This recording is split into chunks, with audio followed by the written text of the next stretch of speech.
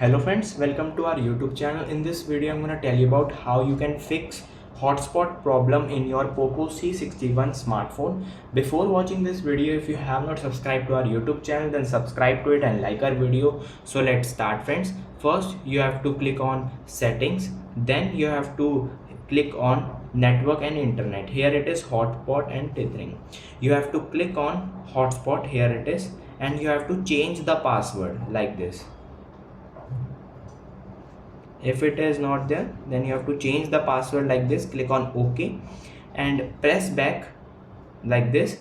Come to the apps and here you have to click on see all apps. Here it is search option. First you have to click on three dots, click on show system apps. Here you have to search system and you have to click on system, Android system intelligence. You have to click on storage and cache and clear the cache if it is given. Then again you have to do that.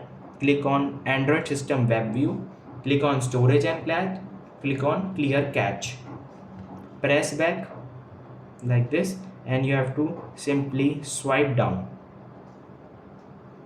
like this, you can see.